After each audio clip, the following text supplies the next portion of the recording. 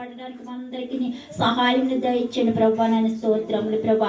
ఇప్పుడు నాయన వాక్యం చదువుచుండగా ప్రభా నాయన నీ వాక్యంలో మాలో ఉండండి ప్రభా. నీకు వందనములు. ఆరాధనకు వెళ్ళుచుండగా నాయన స్తోత్రములు.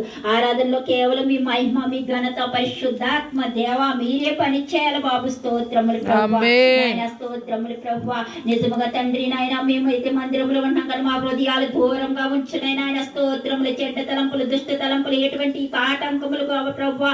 నాయన నీ మందిరముల ప్రభా నీకు నాయన విరోధంగా ఉన్న ఏ ఆయుధము కూడా బద్దలకుండా ప్రభా ప్రతి హృదయాన్ని మీ స్వాధీనంలో ఉంచుకోండి బాబు. స్తోత్రాలు ప్రభా.